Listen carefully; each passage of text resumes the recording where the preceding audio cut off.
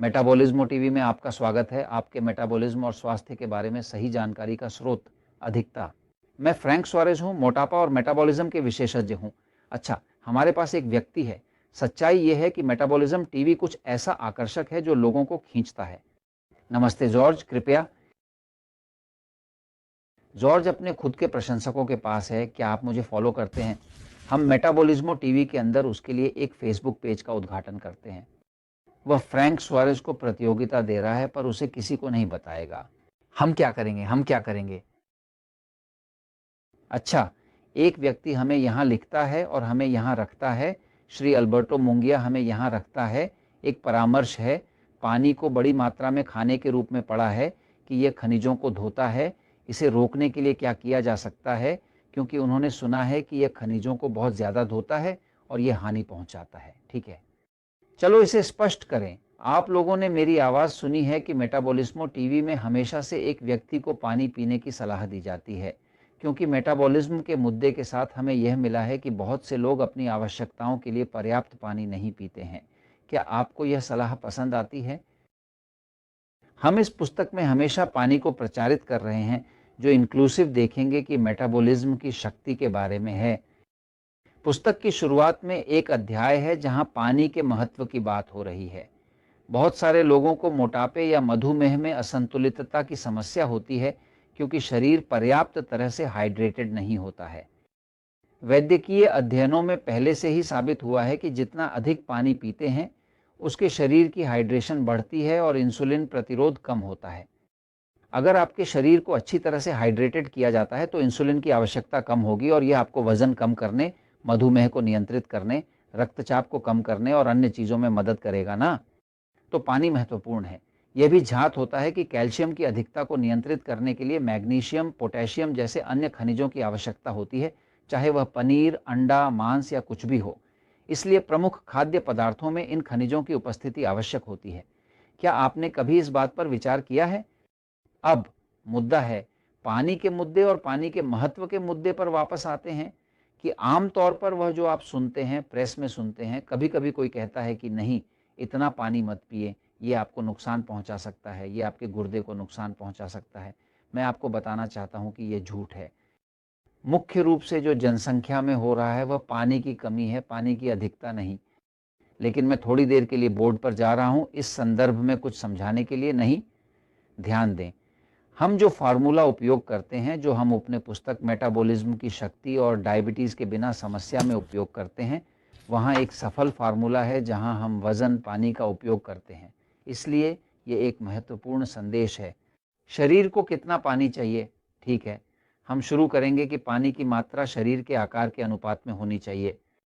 8 गिलास पानी की बात होती है। ये अच्छी सिफारिश है, लेकिन ये वास्तव में पेशेवर नहीं है, ये पूर्ण नहीं है।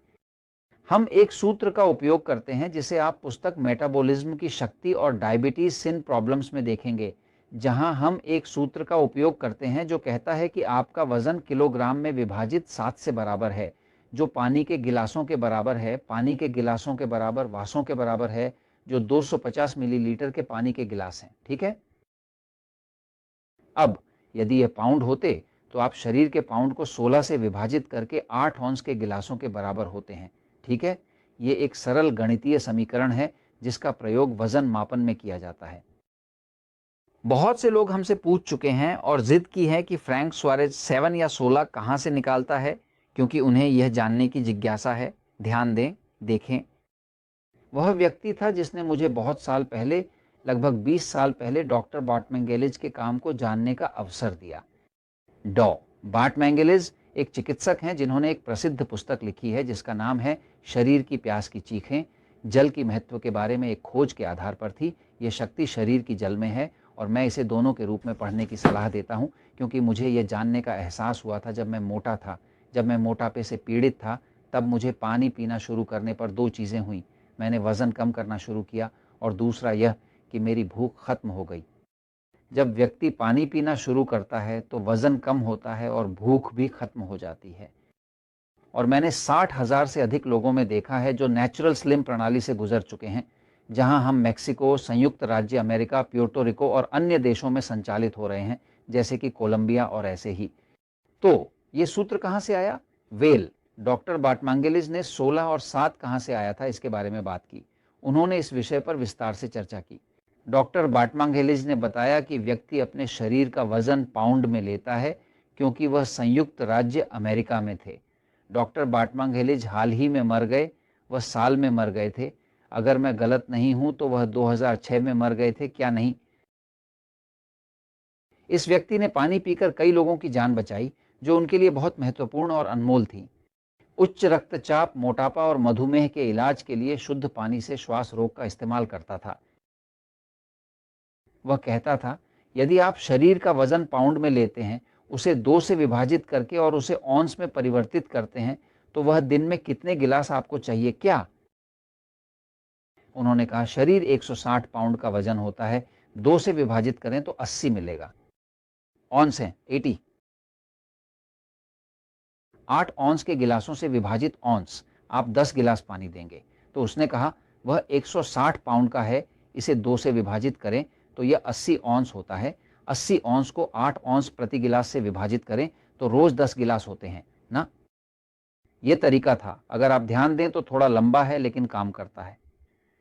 मैंने ये खोजा और समझा कि वर्षों के साथ मुझे ये पता चला कि अगर मैं किसी व्यक्ति का वजन लेता हूं और उसे 16 से विभाजित करता हूं तो ये समान होता है। 160 16 कहता हूं, फिर से मुझे 16 मिलता है। तो ये एक शॉर्टकट है, एक संगणक करने का छोटा तरीका ना। जब हम इसे किलोग्राम में बदलने गए तो हमें पता चला कि ये 7 के लिए था ना। वहां से निकला। उन लोगों के लिए जो इस फार्मूले से संदेह करते हैं, यहाँ फार्मूला कहाँ से आया है? मैंने डॉक्टर से लिया है, बेंजामिन जे। लीजिए, गिनती के लिए तेज तरीके से था। आप अपना वजन किलो में लेते हैं, 7 से विभाजित करके बताते हैं कि उस शरीर के आकार के लिए आपको रोजाना कितने गिलास चाहिए। शरीर लेते हैं, वजन पाउंड में लेते हैं, 16 से विभाजित करते हैं और पता चलता है कि आपको कितने 8 औंस के गिलास चाहिए। अब क्या पानी की अधिकता हो सकती है? वेल, मुझे बताएं कि अगर पानी एक ऐसा पानी है जो शुद्ध नहीं है तो सच में कोई अतिरिक्तता नहीं हो सकती है। ये एक सत्य है कि पानी में कोई अतिरिक्तता नहीं होगी। पानी से क्षति पहुंचाने के लिए एक व्यक्ति को इतना बड़ा और बड़ा अतिरिक्त लेना होगा कि वह मूल रूप से डूब जाए। अगर मैं आपसे कहूं कि आपको दिन भर में 10 गिलास पानी पीना चाहिए क्योंकि आप 70 किलोग्राम या 160 पाउंड का वजन है, तो क्या आप नहीं सोचेंगे? इस गणना में आपको दिन भर में 10 गिलास पानी पीना चाहिए, लेकिन मैं आपसे कहता हूं कि आप उन 10 गिलासों को 1 घंटे में पी लें तो आप मर जाएंगे, क्योंकि आप इतना पानी पी लेंगे कि आप सांस लेने के लिए बिना रह जाएंगे और पानी में डूब जाएंगे। लेकिन यदि आप उन 10 गिलासों को दिन भर में पीते हैं पूरे दिन, तो आप डूबने नहीं, व शरीर को उसे प्रोसेस करने का समय होगा नहीं। तो मूल रूप से पानी की खपत में कोई अतिरिक्तता नहीं होती है जब तक वह पानी अपशिष्ट पानी न हो। जब आप अपशिष्ट पानी के बारे में बात करते हैं तो अपशिष्ट पानी के रूप में यह करता है कि शरीर से खनिजों को साफ करता है। सबसे अच्छा पानी स्प्रिंग वाटर है। यह मूल स्रोत का पानी है और इसमें मिनरल्स भी होते हैं, इसलिए इसे पीने से आपको अधिक लाभ होगा। क्योंकि इसमें खनिज होते हैं, इसलिए यह शरीर को खनिजों से वंचित नहीं करता है।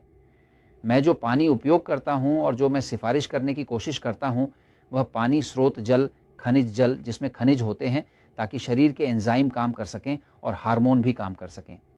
तो ये जल विषय पर सच्चाई है। मैं ये आपसे कह रहा हूं क्योंकि सच्चाई हमेशा जीतती है, इसलिए मैं ये आपको बता रहा हूं